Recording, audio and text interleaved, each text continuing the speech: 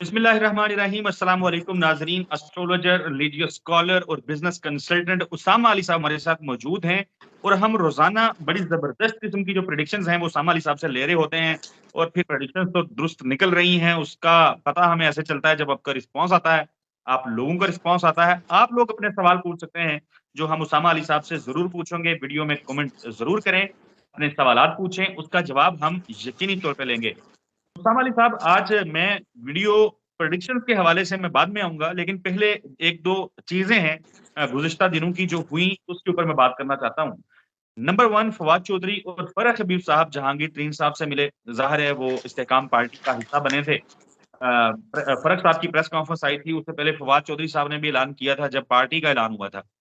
लेकिन गुज़िश्ता रोज अली जैदी साहब जो कराची से पीटीआई के एमएनए थे, जो इस्तेहकाम पार्टी का हिस्सा बने थे, उनका एक स्टेटमेंट सामने आया। उन्होंने कहा कि इस्तेहकाम पार्टी हमेशा से मुस्लिम लीग नून की बी टीम रहेगी और उन्होंने कहा कि एक मफरूर का इस्तकबाल किया गया और उसके लिए जहांगीर तरीन का हेलीकॉप्टर जो है वो इस्तेमाल किया गया। ये अली जैदी साहब तो इस्तेहकाम पार्टी का हिस्सा बन गए थे, तो इस किस्म का स्टेटमेंट उनकी जानब से आया है। फवाद चौधरी की हैपनिंग है, तज्जिया क्या है आपका इस्तेहकाम के हवाले से? देखें, ये वो लोग हैं जिनको पीटीआई ने बनाया, बल्कि पीटीआई ने जन्म दिया। अली जैदी को तो इससे पहले कोई भी पार्टी या कोई भी आप हम नहीं जानते। तो इनकी तो अब समझे मौत वाक़ई हो गई है। तो अब ये नई बातें कर रहे हैं, सियासी। इनकी रूहें फिर रही हैं, भटकती हुई रूहें अपनी जो है ना, इस तरह की हरकतें, क्योंकि ये तो कहते थे गोली खा लूंगा।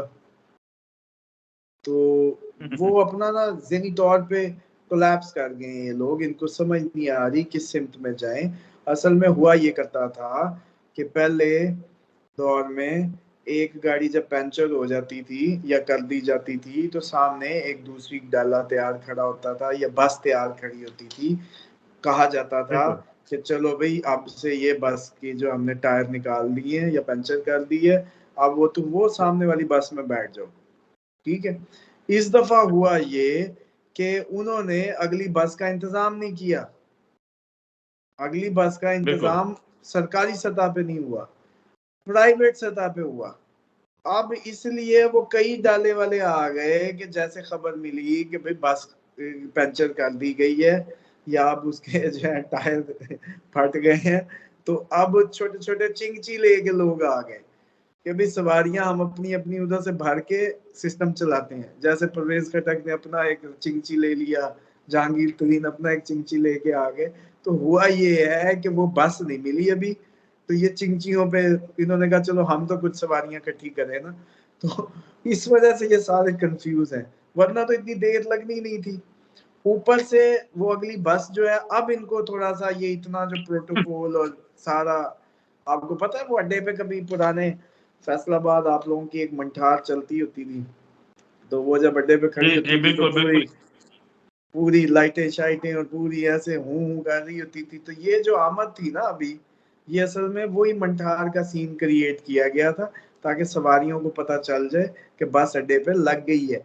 जो इससे पहले नहीं बताई जा रही थी बस, या नहीं लगाई जा रही थी अड्डे पे किसी भी वजह से, किसी खास वजह से, वो तो इसलिए उस वक्त चिंची आ गए थे। तो ये चिंची चुंची जो है ना, वो सारे उड़ आ जाने, और वो सही बात कर रहे हैं, क्योंकि अब बस अड्डे पे दिखा दी गई है कि भाई अब बस आके अड्डे पे लग गई है, तो उसामा अब अली इसमें साहब, बैठो। बिल्कुल, आप एस्ट्रोलॉजर भी हैं, आप रिलीजियस स्कॉलर भी हैं। नवाज शरीफ साहब ने जो लाहौर में जलसा किया, उस जलसे के शुरू में हमने देखा कि कुछ कबूतर थे जो आके स्टेज पे डाइस पे बैठ गए। एक नवाज शरीफ साहब के हाथ पे बैठ गया, एक तो मेरा ख्याल है वो सर के ऊपर आके बैठ गया था। फिर नवाज शरीफ साहब ने वहां किसी से पूछा कि इसको क्या कहते हैं, ये जो बैठा था अभी, तो किसी ने बताया कि इसको कबूतर भी कहते हैं, फाख्ता भी कहते हैं। लोग, जो कुछ सहाफी हैं, जिसको ना वो हमारे एक दोस्त है साजिद गोंदल साहब, वो कहा करते हैं तबका मलामतिया।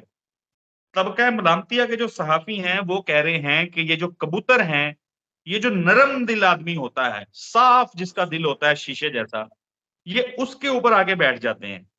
तो आप जरा इस हवाले से रहनुमाई करें कि वाकई ऐसा है, इसी वजह से हजूर, नवाज शरीफ साहब पर ये जिसने कबूतर वाला हायर किया, जिसने वो कबूतर बिठवाए, उसी ने इन सहाफियों को भी जैसे कहते हैं ना वो इंफॉर्मेशन दी कि ये कबूतर किस चीज का सिग्नल है।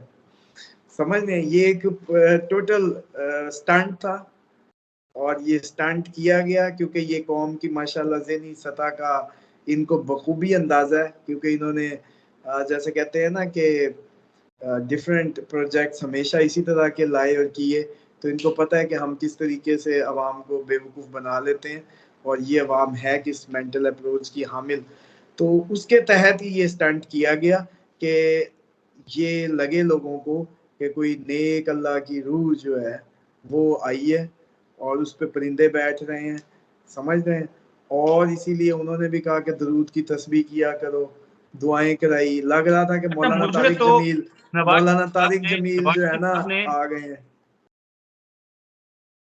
मौलाना नवाज तारिक शरीफ जमील साहब ने की रूह। नवाज शरीफ साहब ने जो तस्बीह और दरूद की बात की वो मेरे दिल को लगी। उन्होंने कहा कि पढ़ा करें, 100 दफा तस्बीह किया करें, बिल्कुल पढ़नी चाहिए। नवाज शरीफ की शायद ये वाहिद बात होगी जिससे मैं इत्फाक करता हूँ। लेकिन उन्होंने इमरान खान पे नाम लिए बगैर तनकीद की। उन्होंने कहा जी तस्बीह तो मेरे पास भी है, मैं दिखावा नहीं करता और ये वो। आप समझते हैं कि ये मेरिट पे पूरी उतरती है नवाज शरीफ साहब की नहीं, गुफ्तगू? दिखावा तो कर दिया ना। देखिए, जब आपने बता दिया, देखिए ज़ुहद मख्फी हो तो मकबूल है, ठीक है जी। जब आपने बता दिया तो असल में तो आपने दिखा दिया, तो फिर बात तो वहीं की वहीं आ गई।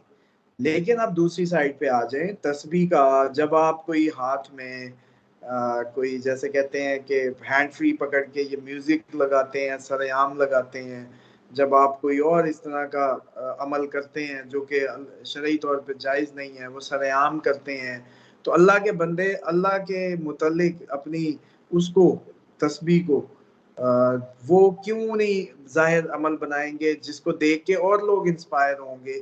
तो जैसे बुराई को देख के बुराई फैलती है, इसी तरीके से नेकी को देख के नेकी फैलती है। तो इस वजह से खान साहब की जो तस्बीह है, मैं नहीं समझता कि वो कोई दिखावे का अमल था, क्योंकि जिनको आदत होती है तस्बीह की, या मैं खुद समझता हूँ इस बात को, तो वो भूल ना जाने के डर से कि हम भूल ना जाएं और ध्यान हमारा रहे कि हमने तस्बीह करनी है, तो मोस्टली वो हाथ में रखते हैं कि जैसे ही हम गुफ्तगू ख़त्म करें तो हमें महसूस होगा तस्बीह हाथ में, तो हम तस्बीह शुरू कर देंगे। तो बिल्कुल। ये तो फरिश्तों का या उनका अमल है, परिंदों का, जो हर वक्त तस्बीह खुदा में होते हैं। तो आप सब अच्छा। हम लोगों ने देखा, लोगों ने हाथ में भी वो डिजिटल वो रखे होते हैं, और बेहतर तो यही होता है कि मैं खुद भी इसी का कायल हूँ कि अकीक की पत्थर की तस्बीह होनी चाहिए, हिफाजत भी करती है आपकी, और अकीक का पत्थर बड़ा इस मामले में अच्छा गिना जाता है, क्योंकि सबसे पहले रिसालत माब की जो रिसालत की जैसे कहते हैं इकरार अकीक के पत्थर ने किया, तो मैं समझता हूँ अकीक की तस्बीह जो पत्थर की है वो होनी चाहिए। और रखनी खान चाहिए। साहब की भी जो मैंने ऑब्जर्व किया यही तस्बीह थी। तो ये है कि उन्होंने फिर वही अपना जैसे कहते हैं ना बड़ा दिल दिखाते दिखाते छोटी खाच मारी है, और कुछ नहीं है कि आप अपनी फिर तस्बीह बता भी दी है कि मैं भी इतनी करता हूँ, अमल साहब। मैं सुबह इतनी करता हूँ, शाम इतनी करता हूँ, फिर बता तो सारा कुछ दिया, क्योंकि आप रोज आके तस्बीह दिखा नहीं सकते थे, तो एक ही ये कहानी में आपने। हाँ, और इससे वाज़ेह हो रहा था कि उनको इमरान खान की तस्बीह चुभती बहुत है बहरहाल। उनको तकलीफ वो पहुंचाती है। उसामा अली साहब, मैं आगे थोड़ा-सा बढ़ता हूँ। नवाज शरीफ साहब 73 साल उनकी उम्र है। ज़ाहिर है 4 साल वो मुल्क से बाहर इश्तिहारी रहे, मफरूर रहे, भगोड़े रहे। सज़ा याफ्ता शख्स हैं। सुप्रीम कोर्ट ऑफ पाकिस्तान ने उन्हें झूठा और खाइन करार दिया हुआ है। वो पाकिस्तान में राइज निज़ाम के तहत, आइन और कानून के तहत करप्ट, चोर साबित हो चुके हैं।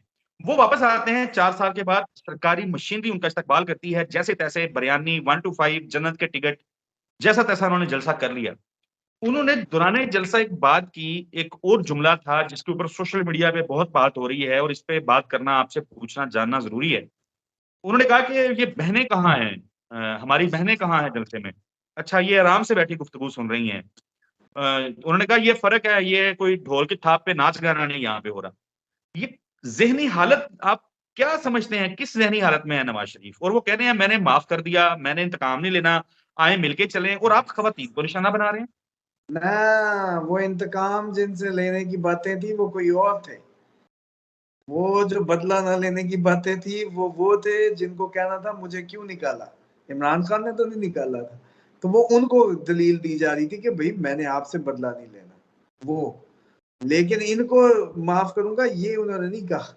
समझ रहे? अगर फर्ज दूसरी करें, बात यह है कि छोटे जो ज़ेनी, अगर आपको मैं बता दूं बर्थ चार्ट में इनकी ज़ेनी हालत इतनी अच्छी नहीं है, ये ओके, गलत डिसीजंस भी लेंगे और ये सारा कुछ जो है वो होगा। अभी तक ये जिस कंधों पे आ रहे हैं ना, वो कंधे ला रहे हैं, इनकी कोई काबिलियत नहीं ला रही, इनका लेट जाना ला रहा है, इनको फ्लैट हो जाना ला रहा है, इनको कोई स्किल लेवल नहीं ला रहा।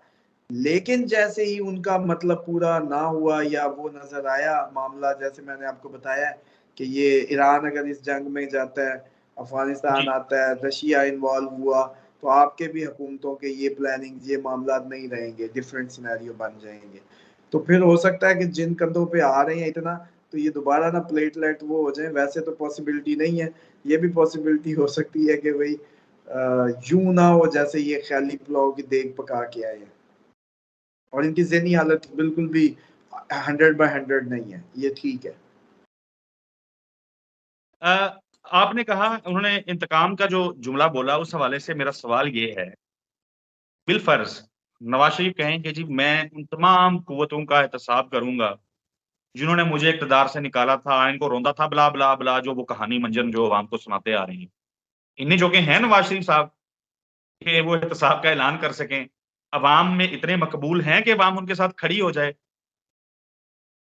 दोनों का ही जवाब ये है कि हजूर इतने मकबूल होते तो फिर यूं भाग के ना जाते, अवाम के लिए रुक जाते।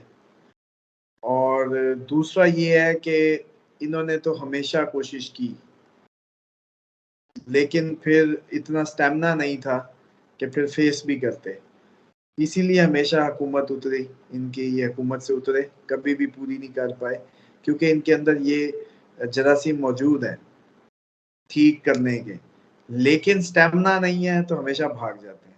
तो इसलिए अब कौन से इतने कुश्ते खा के आ गए होंगे कि जनाब ये जो है अब वो कोई कमांडो बन जाएंगे।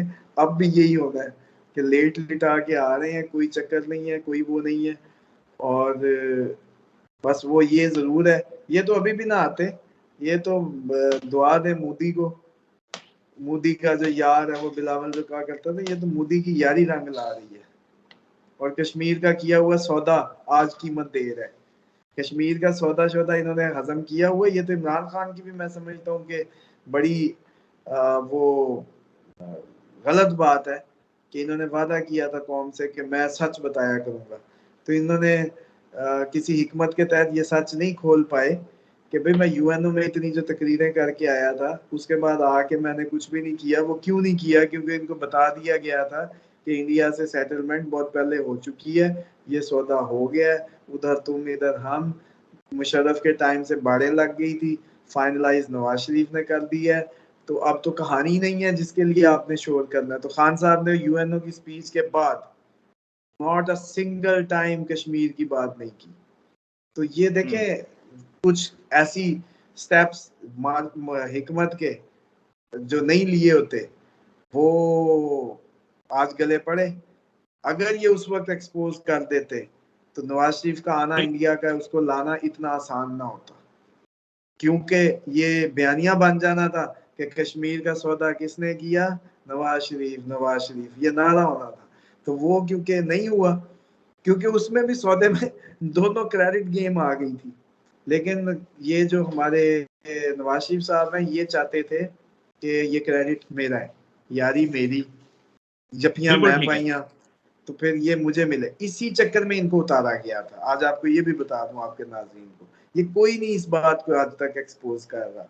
तो असल बात ये है कि मैं तो कहता हूँ आप तज्जिए भी हमसे जैसे कहते हैं सिर्फ एस्ट्रोलॉजिकल तज्जिए लेते हैं, वैसे भी अगर हमसे लें तो हमारे पास शायद थोड़ा सा हम नाज़रीन को कुछ नया बता सकें, क्योंकि हमारे ऊपर जो बीमारी है, जो टॉक शो के तज्जियाकारों के पास है ना, कि किसी से ताल्लुकात, किसी से, तो हम तो वो जैसे कहते हैं ना, आप ही हैं, हम तो आपकी आवाज है, कि हमें कोई नहीं है लेना देना ना बिल्कुल। इनसे ना उनसे।